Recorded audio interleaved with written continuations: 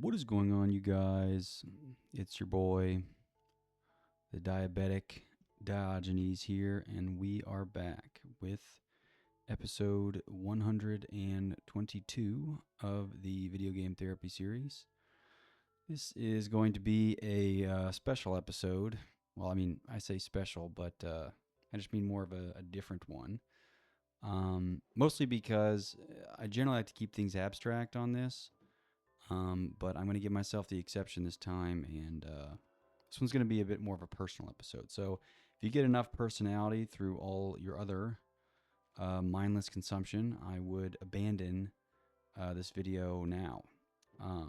So this is your warning. Don't call me a I guess I generally stand opposed to a lot of the personal babblings that people have on the internet. I think there's enough of that already, and clouding it with any more. Your life isn't any more special or important than anyone else, so you're just kind of muddying up the waters by sharing your personal affairs. But I'm gonna give myself the pass this one, and maybe you will too. But if you don't want to hear about my life and my problems, or you don't care, then this is your warning. This won't be a very abstract episode. At least I'm gonna at least the first part as I talk about these things. But anyway, so I suppose to start with a story. So as I've emphasized a couple times throughout these videos, I am pretty. I would consider myself health conscious in the sense that I keep a diet journal. I generally just avoid bad foods. I've ranted about how bad Pop Tarts are and whatever. This isn't about Pop Tarts, although I still hate Pop Tarts. But generally, I like to be healthy, not only because I think you are just in a better mood. You're kind of just, I'll say, subjectively kind of a better person if you, uh, are just feel better and are healthier. So in general, but I also part of it's also my spite for the healthcare industry, especially here in America, Burgerland, where I live. It's pretty fucked. So if you get into health problems, you're kind of at the whim of just all these pretty bad systems that we've set up. I mean, for all human ingenuity, healthcare is not our magnum opus. It's not very, not very organized, not very good. Pretty much nobody wins, I guess, unless you're an insurance company.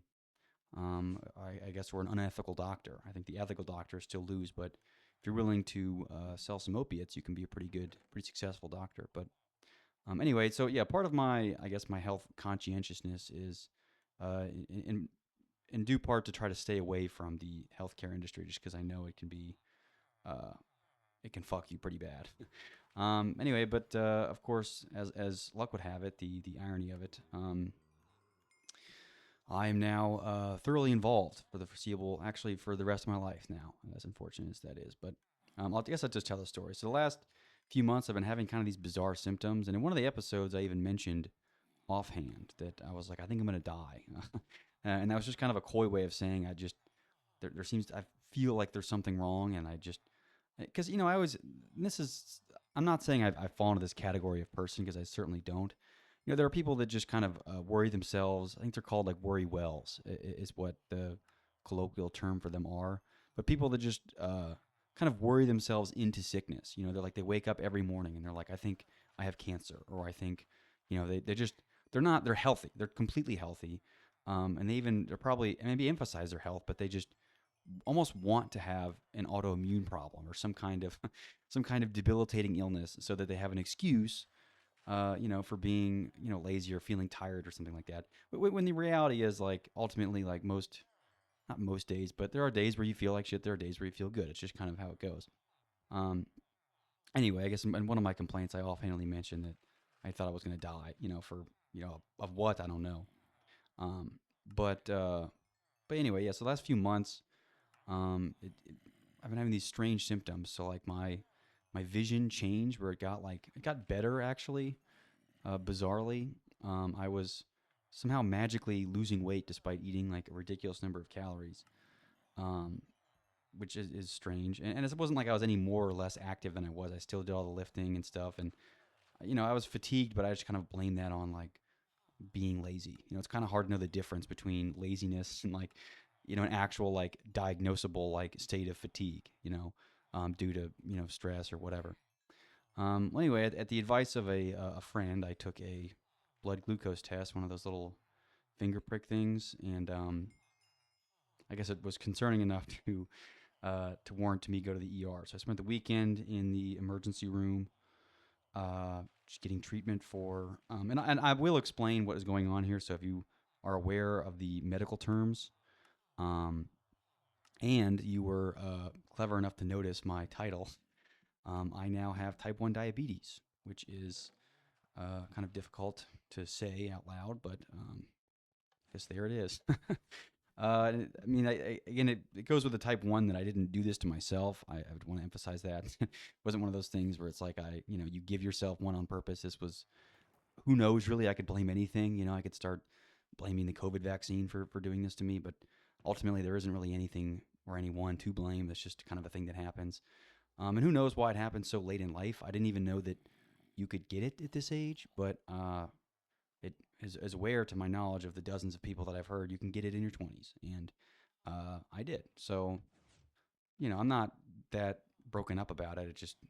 It happens. It's one of those just one of those things. I sound like one of those motivational speakers, like but either way, yeah, I'm now officially a diabetic. So now I'm enthroned in the healthcare industry, whether I like it or not.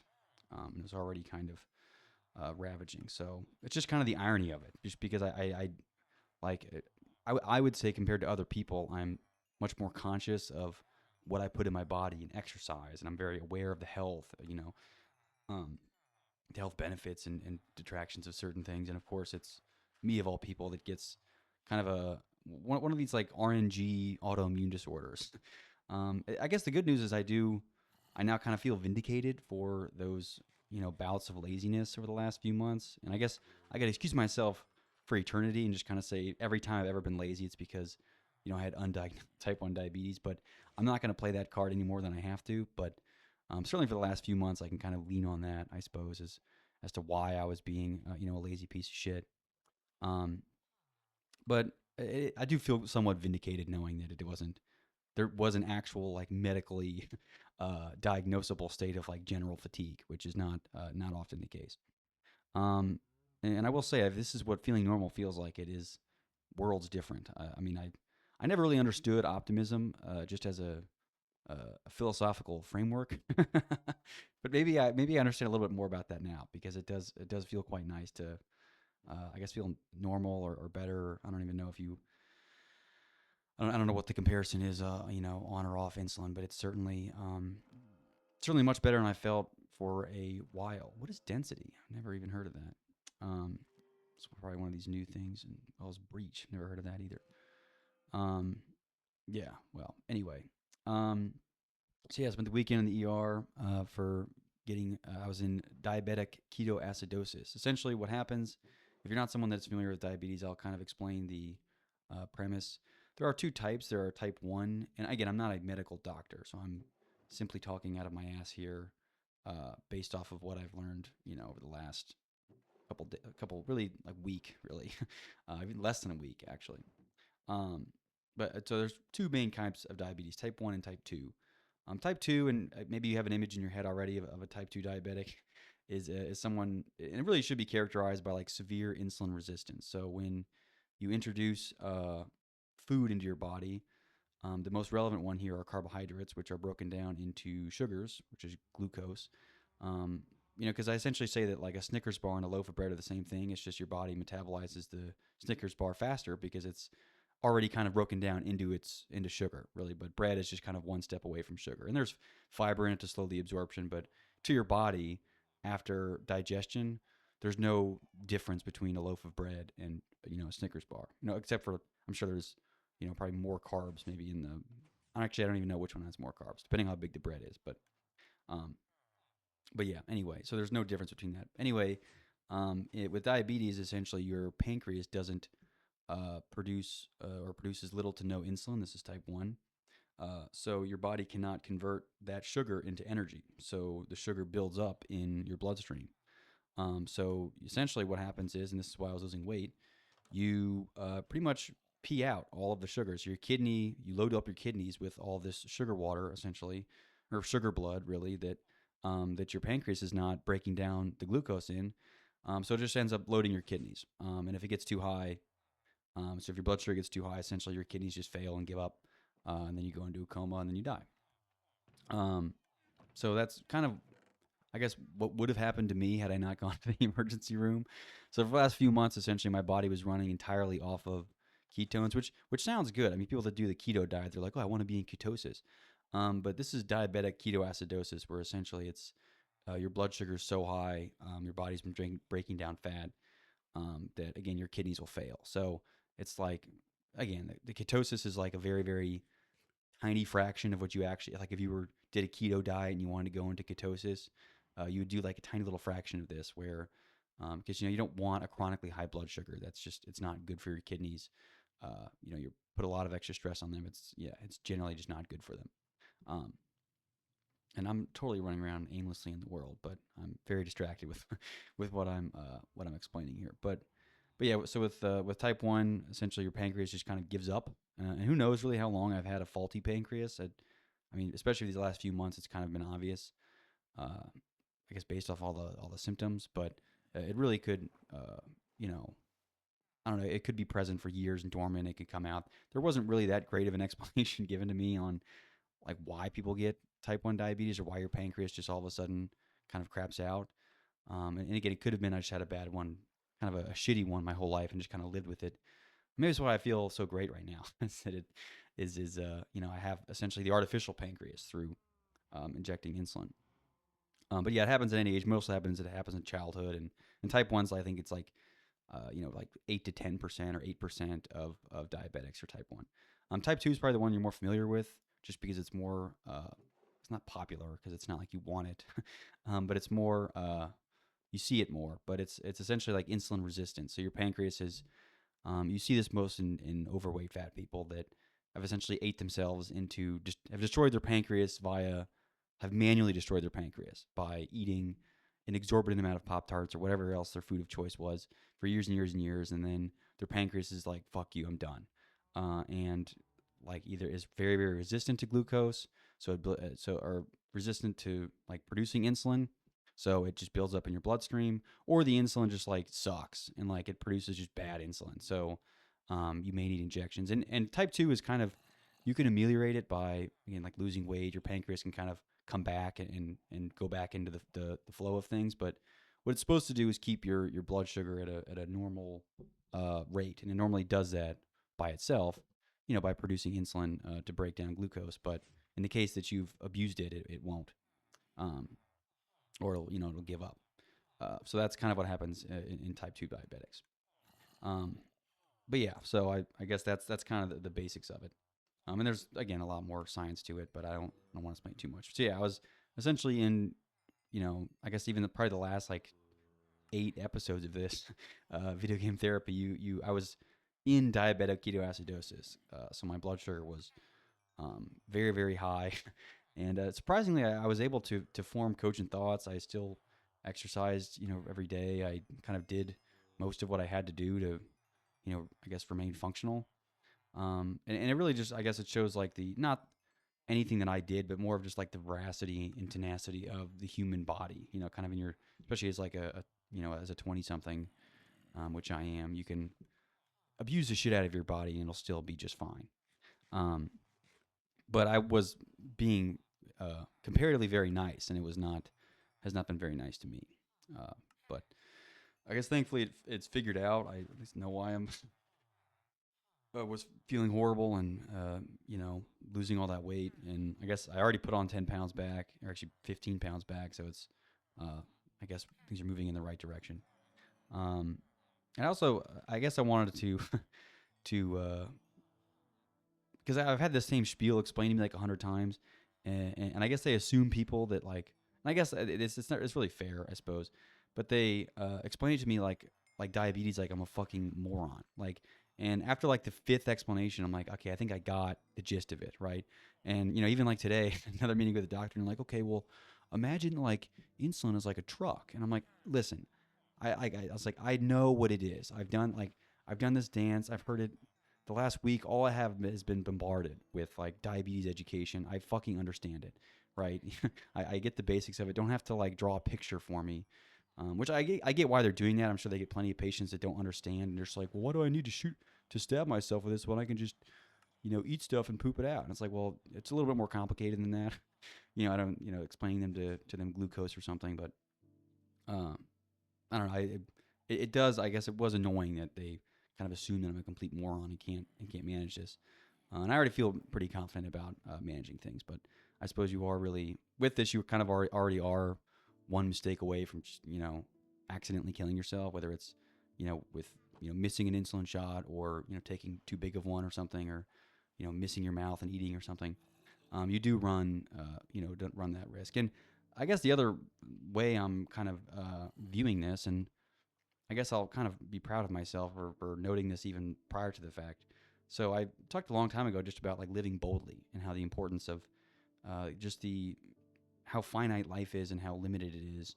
That it's important that you live it to you pursue something and do something of boldness, right? I think passivity and like being fearful are not modalities that are very uh, uh, very I guess don't have a propensity to make life worth living, really. To be fearful and scared, you don't really get the most out of life when you're being a bitch, essentially. For lack of more articulate words.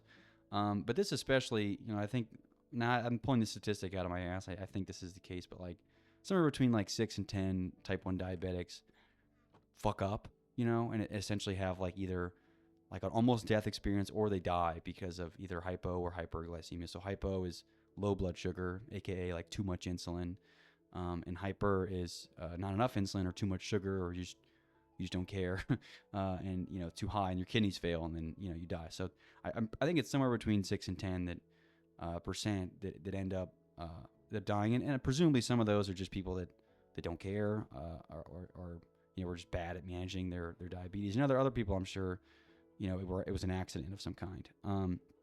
But with that, and given that there's now a much greater chance that I die of this than anything else, right? Like before, I'd say before this happened, my biggest risks in terms of what could kill me, was like whatever the averages are, like a car crash. I guess at this age, at least, at this age, it was like a car crash, some kind of weird, crazy event, maybe like, colon cancer or something like that. It was always like some extreme thing that had an incredibly low likelihood of happening. Um, but now the most likely thing to kill me is a missed insulin shot, or a too big of an insulin shot. Um, and and I say that not to like to try to scare myself or anything, or just I guess, or to be too serious. uh, but that's just is the kind of gravity of it, and it is a little bit, I guess, refreshing to know. I guess that I could minimize my chances of dying by just staying on top of it. Um, yeah, and it also kind of is like, given that like I could screw up and die at any point, uh, even at this age, is as young as I feel like I am. It does kind of say, then why would I truly now, more than any time, what is the point in living, scared or being passive or not at least trying to do something, uh, and not to be, a Mr. Motivator or whatever, or to try and kick people in the ass, but at least kicking myself in the ass and saying, well, given that I could die of this if I fuck it up, even just one day, if I screw up, I could die. I need to like, there's almost like a level of, you know, urgency that comes with that, and not urgency like I need to like do stuff and like start my SaaS business or whatever bullshit crap that like any, some shill is peddling, and it's nothing to do with amassing a fortune or whatever, but just living life like fully, whatever that means. So whether it's a life that's lived for, for beauty or for love or for family or for making things, even like just good, being a good craftsman of some kind, all these things that I want to embody in some, in varying degrees, right? I want to be a varying degree of a craftsman I've talked about before. Obviously, there's some importance of friends and family, and I guess being good at something that's also important. But now there's almost an urgency with like, well, do something, right? You can't doing nothing is not really is not the is not a viable option anymore. Um, because again, I'm kind of one misstep away from dying. which again I think is good. It applies a little bit of pressure, which I think is nice. I do think I do perform much well under pressure. Just looking back at even my sports career, I know that there's uh, times where I always pitch better with the bases loaded than I would with nobody on, to put it in that terms. Um, so it does kind of apply this pressure that does, I guess, is something to keep me going. And most people have this, I would say, through other means. I would hope it doesn't require an autoimmune disorder that is potentially lethal to get people to want to do something with their life instead of doing nothing. But in my case, that might be what it took for me. I guess it was kind of forced upon me. I didn't ask for this. I didn't really want it. And if you could take it away from me, I would gladly give it. I would not. I'm not requesting to. I'm not interested in living like this forever, but I now have to, which is fine. It's a reality I've come to terms with. But it does kind of at least pressure me to live a bit more boldly and not just not let fear or passivity kind of rule anything into, I don't know, kind of each day has to be very much more deliberate than it was. I think before days would kind of go, and days will still be wasted. Don't get me wrong, but a day won't be wasted, without an insulin shot, because otherwise that is my last day. So just given that like requirement every day, it kind of, I guess, helps me think about living more intentionally.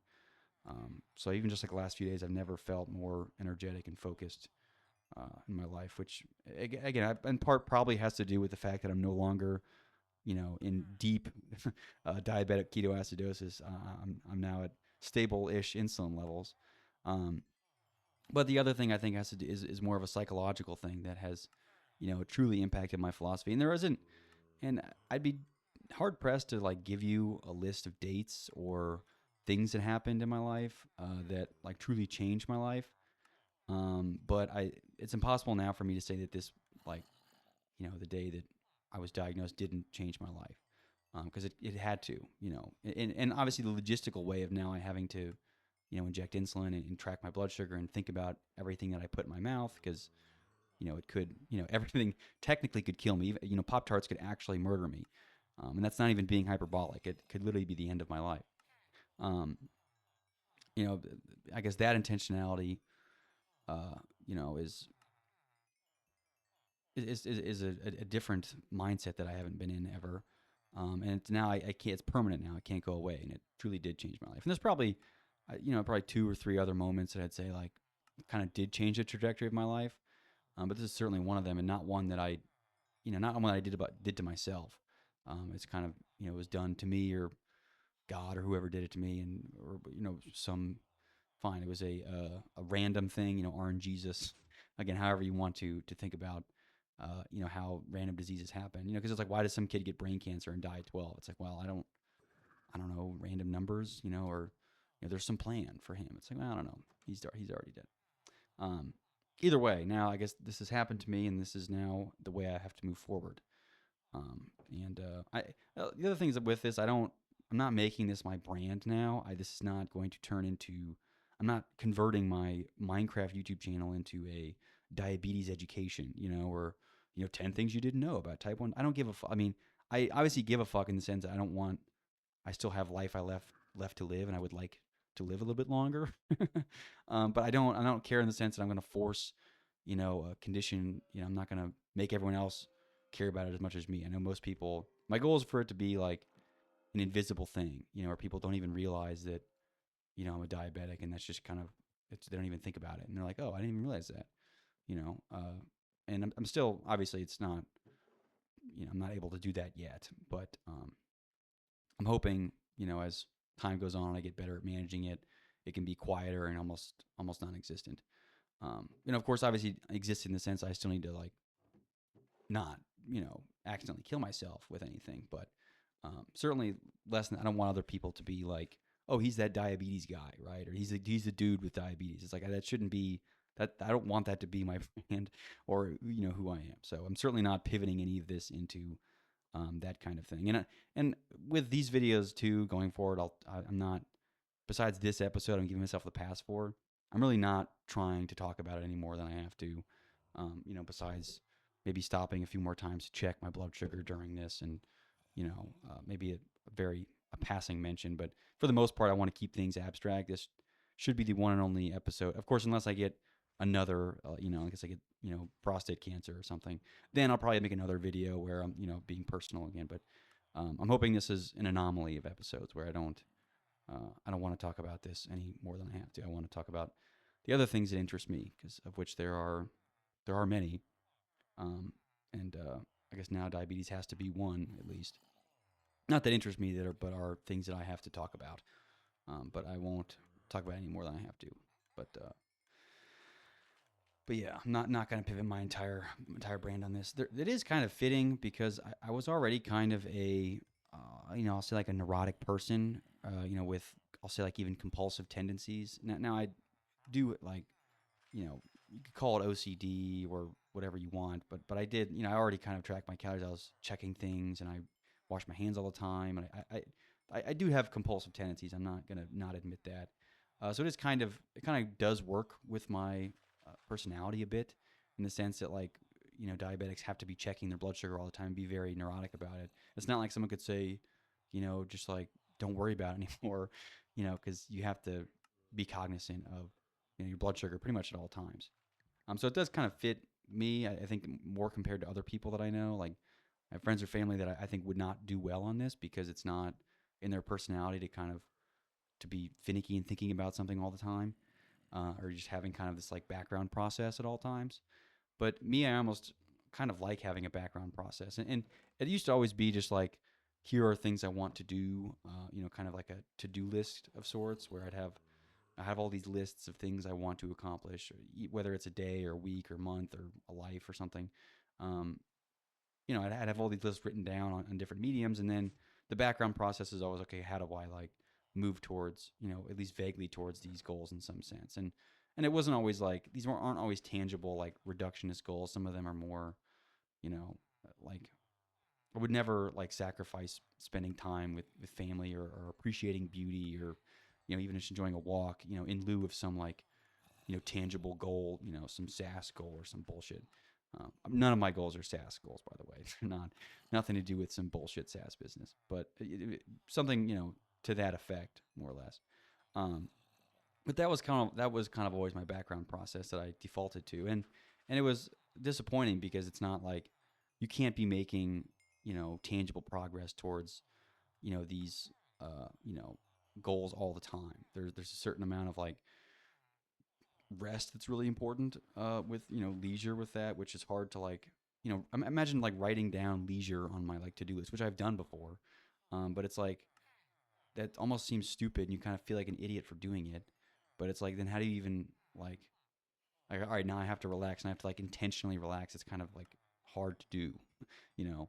But now that like this, I can kind of replace the background process with, all right, you know, checking my blood sugar, keeping it stable, that kind of like neurotic patterns, um, is kind of liberating in some sense. Because it's not that I now don't care about my goals anymore, but it's secondary to like, all right, well, first I need to like make sure I'm taking the insulin and staying alive. Otherwise, I'm going to die, and my goals are worthless. And so I can't be dead. I need to be alive to even do these. So, all right, step one: am I okay on blood sugar? Am I on insulin? All right, now that I'm good, like there, now I can focus on the other things I have to do. Versus before, if I wasn't doing something towards whatever these vague goals are, I'd feel guilt, or there'd be some kind of like weight on me psychologically. So there almost is this like psychological weight that's lifted, because now I have I'll even say like a socially acceptable thing, but a medically acceptable thing to be neurotic about. No doctor's going to be like, we need to stop being so neurotic about your diabetes. You need to be. And that kind of now is like, it fits perfectly. You can call it like a brand of autism, or OCD, but I don't really care what it is. You know, words are words. Um, but ultimately that's how the behaviors manifest themselves, because there's also like even in the hospital they were like, well, there's like type 1.5, like if you're later in life and you diagnose it, but really like it's type 1, but you're just old. It's like a broken, and the way I think about it, a broken pancreas is a broken pancreas, right? Does my pancreas work or not? Okay, it doesn't. All right, great, now I have diabetes. That's like, you can call it, there's another word like LADS, like late adult, some diabetes syndrome or something.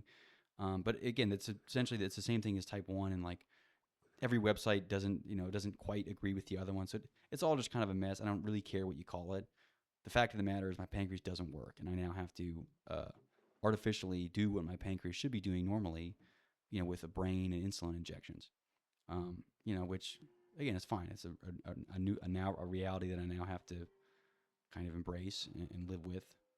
And it's not, again, like I said, it's not really. I guess in some senses, I'm glad wasn't something worse. It could have been, a cancer of some kind, which really would have kicked me into high gear in terms of living boldly. Um, you know, so I bet the good news with this is it doesn't really, like, yes, my chances of dying of this are much higher than anything else now. But ultimately, like, it doesn't, like, I'm not going to die at 40, right? I'm not like guaranteed to die at a certain earlier age. Or even if you have some kind of cancer, it kind of does pull away from your life expectancy. This does not. You can still kind of live until whenever. Again, assuming you manage it. Assuming you can be a fake pancreas for yourself, which is again kind of the goal that I'm trying to. What I'll have to what I'll have to do really.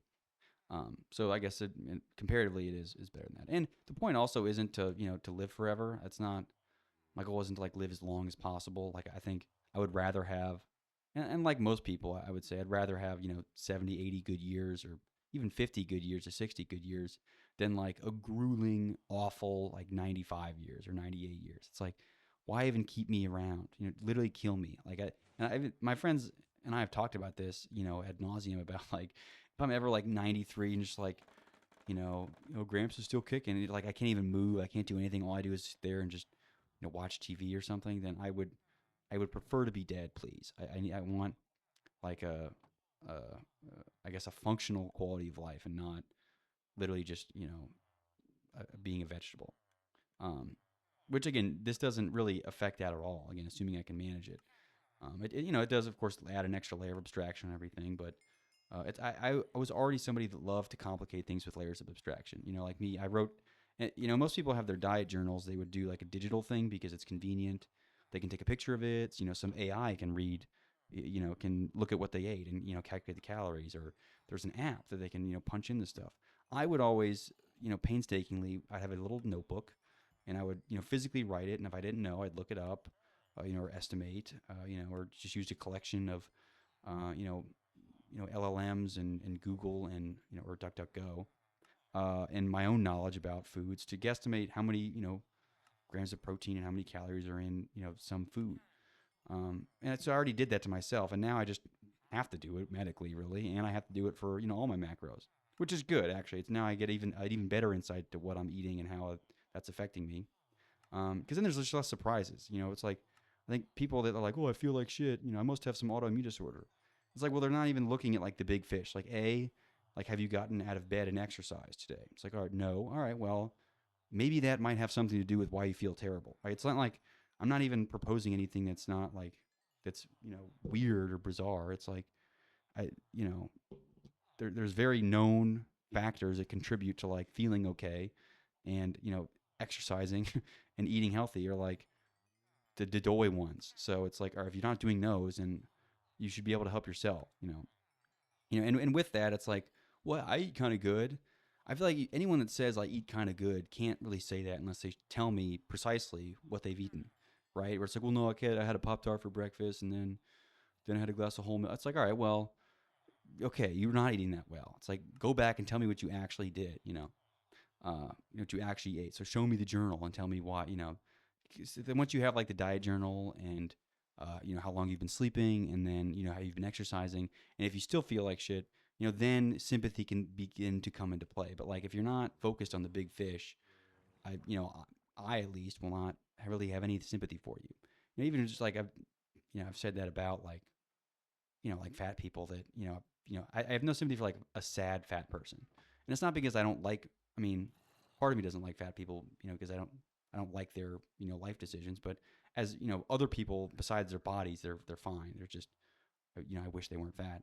Everyone looks better skinny. It's not or not skinny, but just not fat. You can be like big, or like the dad bod even is fine. But I don't ever really feel bad for a fat, right? I have a hard time feeling sympathy for a fat person because, I'm confident that a lot of their problems stem from the fact that they're overweight. So if they fixed that, I think they themselves would feel better. So like, they wouldn't even need the sympathy or the pity that they are looking for because they feel better themselves. Because it's kind of like a big fish thing. It's like I'm gonna take the Bible had the whole like I'm gonna take the log out of the other person's eye before, or your own eye before pointing out the speck in the other person's. It's more or less the same thing. It's just like are there any glaring problems that I could address that are the result of me feeling terrible? You know, and being in shape and eating well are kind of the most obvious ones. So if you're not doing those, I don't. My sympathies, it's at the door. It's not here. Um, yeah. So anyway, it is quite ironic. I guess now I also it's very easy, especially even with diet too. Or I guess not even with diet, but with my diet now, it's much easier to like just like reject like not even like I guess just carb heavy stuff now, but just sugars in general. Where and that's not I'd never had a sweet tooth. I enjoyed sweet treats. I liked cheesecake and stuff like that. That was what I enjoy eating that. But now it's much easier for even to justify to myself that like I can't have that. And it's not because like well I shouldn't have it or it's unhealthy. It's like no, I look at it and I'm like that could be a bullet more or less. And I think it's good to even think of it in that terms. Like I'm looking at like down the barrel of a gun. When I'm in a bakery, and that again that might be a little like dramatic. Um, but I even think being dramatic doesn't. It's not going to hurt me if I'm you know, I guess a little bit hyperbolic in how I think about sugars to myself. But it's much easier for me now to be just like, I don't even want anything sweet. It's just not worth it. It's even especially now at the beginning when I'm trying to manage like how I respond to stuff because I still don't really know how I respond to a lot of different stimuli and different foods and things. I've kind of eaten a pretty plain diet so far and haven't really done much experimentation with myself. But I imagine over time I'll test out different things. Um, I guess including cheesecake, which I have tested out and it's fine. I can eat it. It's not like I can't even eat anything either. I can still eat anything I want. It's just I need to be cognizant of it and not uh, you know, not murder myself with the food. But it's much easier. I lose a temptation now, just because it's like, well, no, I can't. It's just not. It's just not negotiable, almost. And it also just helps me notice just how. And I've talked about this before, but now I feel like I can even say it with more. I'm almost like in the group where I can, begin to talk about how fucked up it is. But like, I go to the supermarket, to get, items to manage my autoimmune disorder at this point. And it's just literally like the whole self checkout thing is kind of a punch in the face. Bill Burr had that whole stand up bit about like, you walk into your store, you pick up the shit, you check it out, you check yourself, you pay yourself, and you fuck off. It's like nobody does anything in the store, which I don't even mind actually. I think that's kind of a fine thing. I kind of wish that there was, still baggers and teenagers that could work. I don't want grown adults, work being, people that bag groceries at Walmart, but like teenagers could do it for a summer job because it's good for them. It's good for their character, right? The same reason they should mow lawns or do something else with their body and like be lifeguards and stuff, or I don't know, something just to, get them moving. I think it's a good thing for, younger people to do that. But yeah, the self checkout's one thing. But then even to get into the self checkout, there is a literal. It's not even kidding. You've seen this. There's a literal maze. You have to walk through like 2 or 3 aisles worth of candy bars. That's the only thing in there. There's like chargers, batteries, and then just literal candy bars. And again, now as a diabetic in the victim group, I can say that again is I'm looking at an armory of weapons that are poised to kill me. And it's like why is this at the super? Get this out of here. Get all that. Like you wonder why our healthcare industry is under such stress and everybody's 500 pounds. Get all this away from people because you're literally just you're waterboarding them through a maze of candy bars in the supermarket. And of course, they all have kids, so they're like the kids are just yelling and screaming and reaching for the all this stuff because they just see it. It's just it's so fucked. It's just completely fucked. And now I feel like I now have credence to say that, and people can because otherwise I just have like thin privilege or whatever. But now that I'm a diabetic, I can affirmatively say that is morally wrong, and I get the victim card or whatever. I don't know, but whatever. Move on to something else. I guess the other thing this has kind of helped me appreciate, having this new illness is just stupid things that work, and not stupid things as in like uh, not in any other way. I mean things that like dumb devices, like ovens and clocks and things that just kind of do one thing. They adhere to this Unix philosophy where it's like do one thing and then just do it well. Don't try to do everything or overcomplicate shit. Um, I just appreciate things that don't try to do everything because there are also like there's a bunch of this like diabetes tech, which I'm sure is also this whole industry of crap that I'm gonna have to wade through to just be able to fucking survive at this point, which is again not something I can exit. Um, and for those of you clever people that think that you can have like you could do a keto diet and somehow like get away from it, there's like there's also like trace carbohydrates in a bunch of foods. So even if I did like purely keto and didn't, because even like seasoning in a steak sometimes will have like sugars from brown sugar, even if that's sugar free. But even like lettuce and things have like a gram of carbs. So in order for me to be like fully completely keto, it's almost like impossible because there are trace carbohydrates and things that'll spike my blood sugar over time. So I essentially need insulin, otherwise, like those over time will eventually come around to kill me. Um, so again, there was all this theory that you could like with this perfectly keto diet you can like not have to take insulin as a diabetic, but um, if you're taking insulin, you need carbohydrates for the insulin to break down, and yeah, your body also needs energy for that. So and as someone that has now lived for several months just off of ketones, uh, it's not. I prefer I prefer having glucose actually. I think as nice as ketosis is, I think for your body fat percentage, it is not good for the rest of your body and your kidneys. Your kidneys will thank you. And I mean, maybe I'm even less cogent now than I was before. I'm not, I guess, the one to compare, but I certainly subjectively feel much, much better now that I'm using glucose and not like pure ketones. Like I said, I think I never really understood optimism as a philosophy, but I kind of empathize more with it now. Not that I still am the cynic. Don't get me wrong, but I certainly things do feel better. They certainly look better because I said it feels like I have a new set of eyeballs. And they're still like they're not good. I mean they're good. They're better than they were. I don't know how I was seeing anything before. But they're certainly like much much different. I think like the level of blurriness is like palpable now. Where before I think not even shit was blurry. It just was like not good. I don't even know how to say like. I guess it was just blurrier, and now it's clearer, but still like a noticeable level of blurry. So I'm sure I could get like my eyes fixed or something, but comparatively, it's much better. I walk outside, I can see license plates. I mean, the colors are like more saturated and beautiful. I don't know. There is kind of this newfound appreciation I have now that like my vision has changed. Um, and I know that it could be I could go blind tomorrow, and that would have been the last thing I saw. Um, because diabetes does have like an influence over your eyes. It is kind of one of the affected organs. But hopefully I don't go blind. I would like to still have my eyes. Um, as fun as it would be to be able to sniff people and do whatever I guess happens, because I think when you lose one sense, like the rest of them are heightened, or just get much much better. You can like hear and feel things. I guess more, but I would like to see things. I think it's my lifestyle would change a lot, and I would not be happy being blind. So I guess fingers crossed on that. So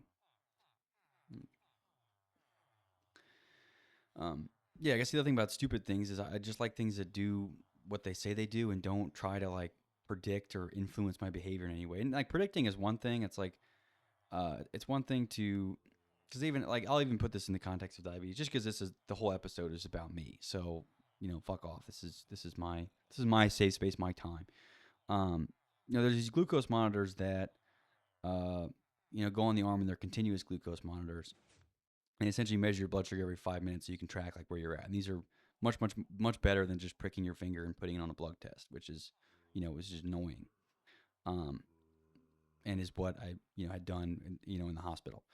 So it's much much better having a continuous glucose monitor. But some of them, they link in with an insulin pump and essentially do all the insulin things for you, which I'm very skeptical of because I kind of trust myself to like figure things out, especially early on, more so than just like a pump that just like, oh, well, the average person, their insulin goes up this time. And they just start giving me shit. And it's not like how, because I think, I don't know, but my lifestyle compared to, I don't think it's a normal person's lifestyle with like the amount that I exercise and like the food I eat and other shit that I do. Like I'll randomly just play basketball for 5 hours and, and that like, the pump's not ready for that shit, but like I could be, and I could, be the judge of it. Um, but and I also like things that like want to predict or predicting is one thing, but influence is even worse. And I even see this with like tech in general. And I said a while ago that I guess one of my like theories is that not even really theories, but one of my thoughts is that especially these algorithms that predict people's behavior and how they're going to engage with certain content. Um, and my quote was that I think if machine learning models are so good at predicting, and again, we don't really, there is a lot of black box, edge to how we predict things with machine learning models. If we're so good at predicting them, how far away can we be from influencing them? And my point when saying that was that we're not that far, and they're not that far off. And not to put those in terms of anything medical in this case, but especially with other things like my oven trying to predict what food I'm eating. Where eventually it's like my oven is now selling me chicken or chicken bakes from Costco. Instead of like baking my fucking chicken, which it's supposed to do. I should buy the fucking chicken. The oven is there to turn on and cook it. Do not predict, don't try to sell me and, influence me into buying this fucking chicken bake. I just shit like that. And it's not, I mean, just the smart thing in general, like the smart ovens and the smart fridges, like have to stop. We need dumb tech. Like the tech needs to be stupid. I literally bought like these two really shitty stopwatches, and it's like, well, why don't you just use your phone? It's like, well, I think part of it is that I want it to do one thing. I want it to be a stopwatch to time things that I cook.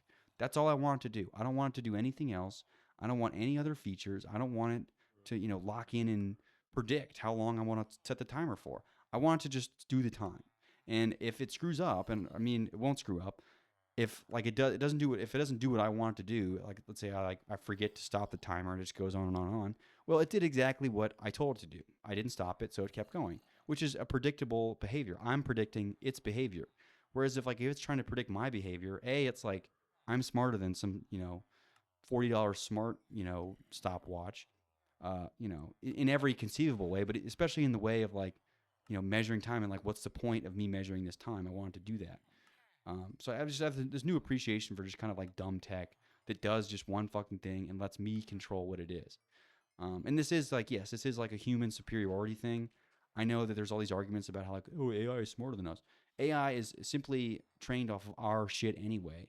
And sure, it's like trained off of our smartest people, but also our dumbest, really. And even if it is like, has some perfect data set with only like PhD level people, it still has no concept of being human. These are all things that are not codified in Reddit or 4chan. It doesn't know what beautiful means. It doesn't know, exactly how long to cook my steak because it's my fucking steak. I'm going to look at it and say, oh, this looks good. And I'm going to pull it out. I don't want to predict all this other bullshit and, end up with some fucking hockey puck of a steak. I know how to cook the steak and I want it to time it. I don't want a smart timer. I want a dumb timer. I want a dumb oven. And I guess to start, I want kind of a dumb insulin pen where it's just, okay, I want to put in this much, put it in. I don't want this like, I don't know. I'm skeptical of the, the pump tech, but maybe I'll come around on it. Plus, I think it normally goes in like the abdomen, and I'm worried that that's going to be obtrusive thing. I do a fair amount of like torso rotation in my daily activities. Part of what I think is staying mobile is, moving the spine around a lot and twisting it. And I'm worried that I don't want to like pull or rip it out because I'm sure it cost, an arm, leg, and an abdomen. I'm sure it's, a bunch of money. And I almost rather would just stick to, I guess as long as my skin can handle it, stick to the dumb, the stabs, with the pen. Because it's really not that bad once you get used to it. And I'm not that I don't like needles, but I kind of have to now. Needles are now a part of my life. At least the small ones, the big ones, I'm still a bit wary of. But yeah, I guess I've already kind of come around on needles. They don't scare me. At least the ones I have to use on myself is one thing. But um, there are I was never that, didn't always love needles, but now I guess I kind of have to. But But yeah, um, but yeah, I think that's kind of mostly the gist of everything. So I suppose I will, I guess, just say if looking into my old episodes, it is kind of nice now that I've documented precisely at least some headspace of what it feels like to be on to be in diabetic ketoacidosis. It doesn't I guess maybe some of those episodes don't sound that bad, uh, but I certainly was in the throes of it during that. And it's which the other thing is unfortunate is I was for some random reason one of my episodes was getting like 150 views, which is a lot for me comparatively. Most of my videos only get like 20. So 150 is kind of a big deal. And I was literally going to capitalize on the momentum. The night I went to the ER, I was going to make another video and see if I can't capture more of that progress. But alas, I am a day late and a dollar short. In this case, I am a day late and a diabetic now. So yay for me, I suppose. But anyway, also the reason I'm trading with all this stuff here and all my levels are gone. I got back from the hospital and thought I could play Minecraft, and I like immediately died on doing something stupid. So I have to get back, get my boots back, and but yeah, that's why I'm out here trading. But anyway, yeah. All right. Thanks for watching. Peace out. The next episode will be not about me and diabetes. I'm not going to talk about it anymore unless it's a really good joke or it's relevant. Otherwise, I'm going to pretend like I don't have it. At least on camera, I'm obviously not going to let myself die. Um, but yeah, that's the haps. So thanks for watching. Peace out, and I'll see you next time.